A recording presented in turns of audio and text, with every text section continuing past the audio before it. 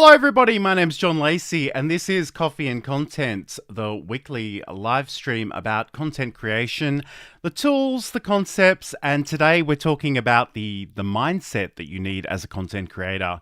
So thank you so much for joining me today. We're going out live on a bunch of different places. We're actually on Twitter, we're on Twitch, we're on Facebook, we're on LinkedIn, and of course we're on YouTube. If you're interested in watching more content about video and live streaming, check out my YouTube channel over at Learn Livestreaming, youtube.com/learn livestreaming.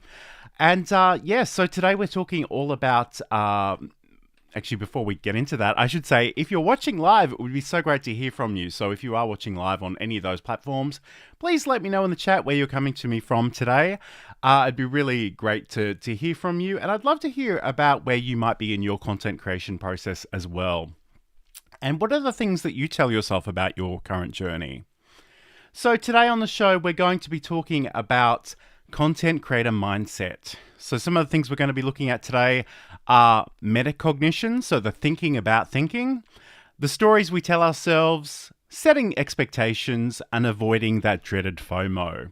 So this is Coffee and Content. My name's John Lacey. Thank you so much for joining me today. We firmly believe here at Coffee and Content that with coffee, all things are possible. So I better take a sip before we get started.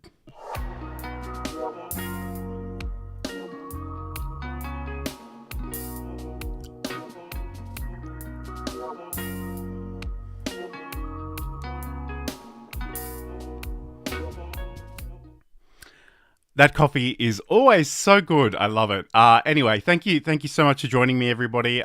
Today we're talking about content creator mindset. So when I hear the word mindset, I tend to cringe a little bit because it's one of those words that seems to have been co-opted by people that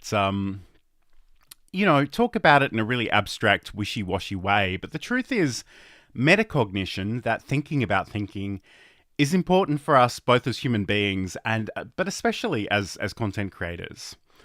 So in some ways, it's not about the feedback we receive about our content creation that will keep us going or cause us to pivot, but rather it's the stories we tell ourselves about that feedback.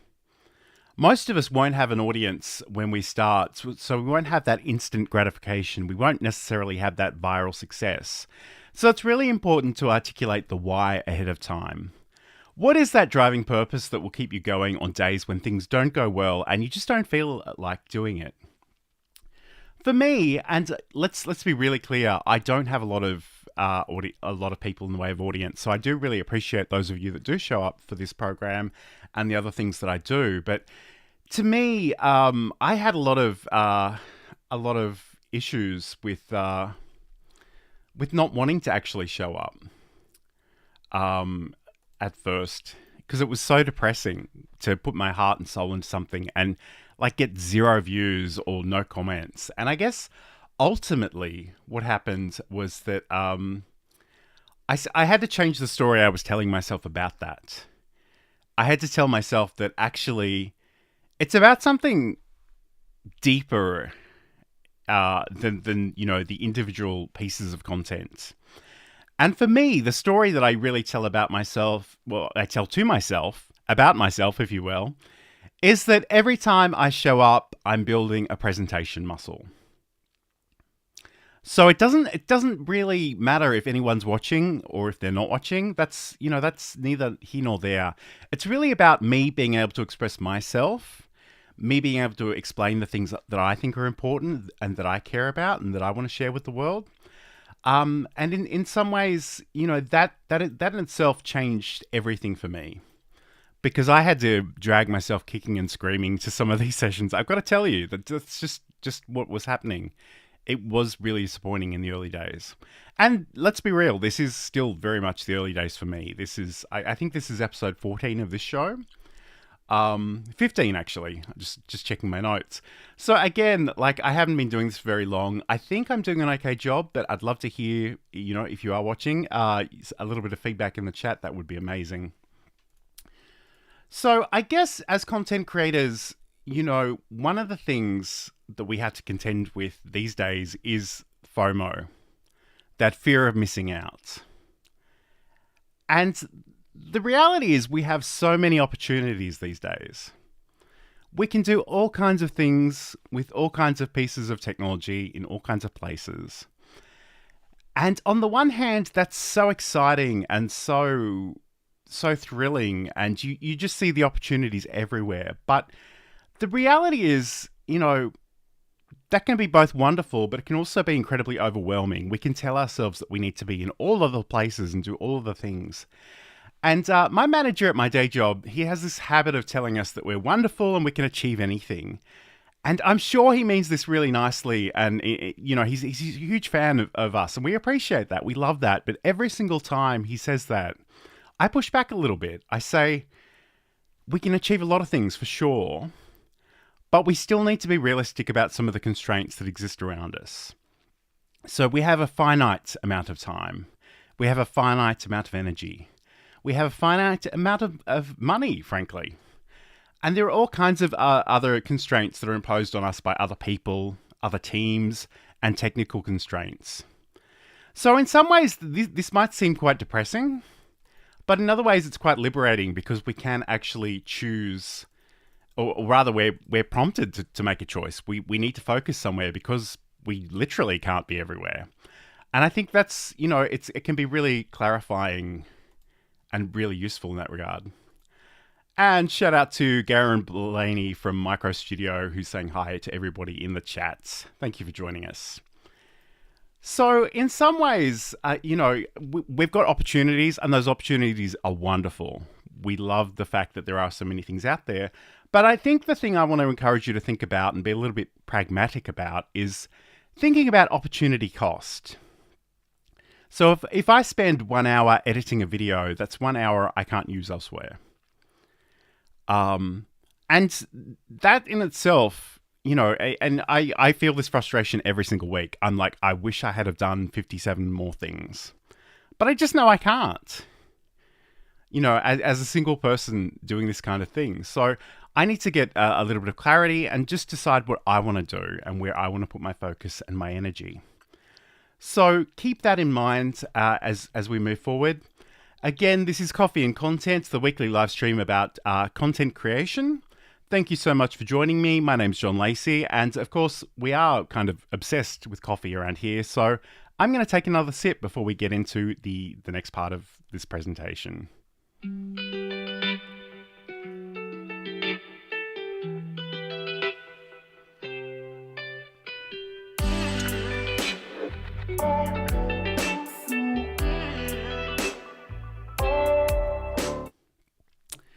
That is some good coffee. Coffee really is my first true love, let's be real. So this is Coffee and Content. Today we're talking all about the content creator mindset. So if you're watching live, and we're going out to all of the various places, Twitch and Twitter and Facebook and YouTube and LinkedIn, please say hi in the chat. Love to hear from you. Love to hear on your reflections on your own content creation experience as well. So if you have any thoughts, please share those in the chat. I'd love to hear from you. So we've spoken a little bit about the importance of the stories that we tell ourselves and avoiding that dreaded FOMO. And what I want you to do really is think a little bit about how you evaluate the advice of other people, especially online, but just generally everywhere. Because, you don't really understand some of the assumptions and some of the backgrounds that comes with that advice, some of their personal lived experience. They might have had some success in one particular area, and they think that is the one true option. And that may or may not be true. That may or may not work for you. You've got to decide if you're going to try that out, how you're going to approach that opportunity, and how long you're going to give it before you sort of take a break and reflect on what you've done and how well it's worked, and is it meeting your broader goals as a content creator. And as we've, just recently entered the new year, 2023, I've been seeing all these posts on LinkedIn about failure and success, and people bragging or commiserating depending on how they've evaluated the last 12 months. And I genuinely think in some regards, it's probably not a particularly useful or nuanced way of looking at the things we've done and how well they've worked or not worked. I think in some ways, the failure there is just about setting our own expectations. We tried to we over imagined how much influence we actually had in a situation. Maybe we set the goal too high, and again, that's fine if you and I hear people talk about these big audacious goals, and some people are deeply motivated by that, and if you're one of them, that's amazing. The more you know yourself, the more you can set up things that'll help you achieve some of the outcomes that you set for yourself. But I guess what I'm trying to say here really is it's just not for me. Like, I don't really want to have something that huge to contemplate. I really want to set some goals in terms of really my deliverables. So what am I doing? Not necessarily how it's being received by the outside world, although that in itself would also be wonderful. And if you want to head over to youtube.com/learn live streaming, I'd love you for that. That would be amazing. But again, I just think about, what are my deliverables? So at the moment, I've got this show, Coffee and Content. I've got the video and live streaming show with Sam Proof that happens on a Saturday, my time. And I also try to post every day on LinkedIn, at least Monday to Friday. I have these shows on Saturday and Sunday, so that's what I'm trying to do. So again, I think, you've got to be realistic. And I think especially with this energy of the new year, people are excited, but they're also insanely optimistic. And in some ways, that's wonderful because that can be energizing. You can really get stuck into something and just go. And sometimes you'll be amazed at what you can achieve as a beginner who doesn't know a lot, but just feels excited about the process. That can be so cool. But equally, if you're in this for the long term, I think you've got to sort of think about where some of the friction may crop up and what you're going to do about that. Many, many years ago, I helped create a website called Study Smart for a local training organization. And the thing I loved about this website is that it sort of encouraged the learner to anticipate the problems that could crop up. Do you actually have the time in your schedule on Netflix? If you've got kids, have you got babysitting arrangements in place? Do you have a computer that you can use at home? Or are you going to need to go to a library or something, or rent something or buy something? These are all questions that are really important in the context of studying. And, I think sometimes it's really important to dig a little bit deeper and think about these problems before they become problems and plan for them. So you're not going to be surprised when they do crop up. And when they do crop up, hopefully you've got some strategies in place. Maybe you have an accountability partner. Maybe someone's checking in to see that you've actually done the things that you said you were going to do this week. That could be really, really useful. And I think in some ways, content creation can be a lonely activity. So one of the things that I learned last year was that it's more fun when you involve your friends. So, the video and live streaming show, which happens on Saturdays, 8 a.m. my time here in Australia, I do with my friends Sam Proof, who I've known for 15 odd years. 15 years, yeah. And an online friend at that, a friend that's literally on the other side of the world, but has the same passion for video and live streaming that I do. And he's able to actually, he was able to commit to some time. We do this regularly. And it's been really, really great and wonderful to actually, to just have a bit of, someone else in your corner. Because at the moment, I'm genuinely just a team of one. I'm doing everything myself. If anything happens, it's all coming back to me. I do have some pieces of technology that help me with different activities, but generally speaking, it's all the stuff that I'm doing. So again, setting some expectations, not trying to conquer the entire world tomorrow, but doing a little piece towards your project. And depending on what that project is, you want to think about chunking that into more achievable bites. It's one thing to say, I want to write a book, but have you got an outline for that book? Do you know what the chapters are going to be? Have you carved out some time in your schedule to actually write every single day? When are those things going to get to your editor? All these things are worth sort of unpacking. So I guess that's something I would really genuinely encourage you to think about a little bit. So just be strategic in the way that you approach these things. I think it's really, really important. And I know it's, especially if you are a new content creator and you're just excited and you just want to go, that's great. But again, what is the longer term plan there? How are you going to sustain that energy? What are you going to do on the days you don't feel like turning up? You don't feel like being on camera. You don't feel like sharing anything at all. You need to sort of anticipate some of those things cropping up and having some backup plans. I genuinely think that's something that's worth exploring. So this is Coffee and Content, the weekly live stream about coffee. Well, not really about coffee, although I do certainly drink it. It's about content creation, really. It's about content creation tools. It's about techniques. It's about opportunities, but also, evaluating those opportunities and not embracing the FOMO, because let's be real, people are weaponizing that. Marketers in particular, they want you to feel like you're missing out on everything because they want your money, really. That's all it is. So thank you for joining me. If you are joining me live, I'm going to take another sip of coffee because that's just how we roll here.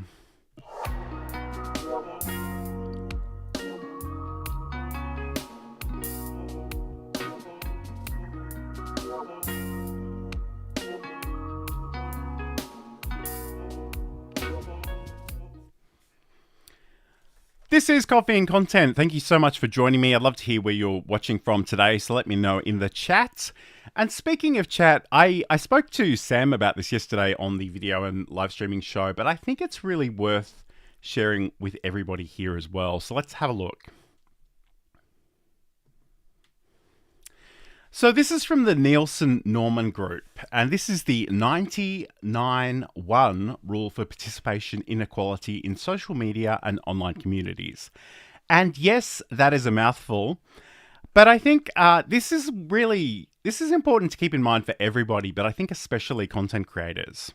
So the summary reads, in most online communities, 90% of users are lurkers who never contribute, 9% of users contribute a little, and 1% of users account for almost all of the action. That's really, really important to keep in mind. And if I scroll down a little bit, they do have this wonderful graphic. So I think it's really important that you don't always know who's watching. You don't know who's reading your content. If they don't actually interact with it, you're probably not going to see a notification. And it's funny how often people in the wild will be following really closely and they won't say anything at all online. And then you see them at a coffee shop and they just casually mention something that you've posted. They reference it. They joke about it. It happens all the time. And it blows my mind sometimes because I'm genuinely convinced some weeks that nobody sees anything I do. But the truth is that's not true. So I think it's really important, to keep this in mind. So I guess looking at this chart, setting those expectations that especially when you're beginning, you're probably not going to get a lot of feedback. But two, it's really not that difficult to be in this top 10%. Whether you're in that 1% of heavy contributors or whether you're in that 9% of intermittent contributors, that's an opportunity. You could, I think in some ways we feel as content creators that, there's just too much out there on the internet, and there really isn't. Like a very, very small percentage of the population is actually doing the content creation. And we know that's because it requires work, it requires skill, it requires effort. And especially in the last few weeks when everybody's been losing their mind about AI tools, I think despite all of that, or maybe even because of that, 2023 might be a really good year for people that are actually using their own voice and writing their own things and expressing things that they genuinely care about, when a lot of other people won't be. They will be phoning it in the worst kind of way with the worst kind of AI tools. And I don't want to read your AI articles. I want to read the articles that have you in them. That's what I would be excited about. So again, keep that in mind. That's the 99-1 9-1 rule for participation inequality in social media and online communities. This actually was posted back in 2006, and I don't have sort of updated numbers necessarily, but I think as a general rule, it is certainly true that more people lurk than contribute, and certainly more people lurk than actually create content. So it's an opportunity. And again, you have to evaluate for yourself if the opportunity cost of doing that is worthwhile. But I kind of hope if you are watching this, that you would believe in content creation as an idea and a concept, and as an opportunity to really make people aware of the things that you know and that you do and that you care about. So thank you so much for joining me today. I really appreciate your company, especially shout out to Garen, who's joining us on LinkedIn today. It was really wonderful to have your company.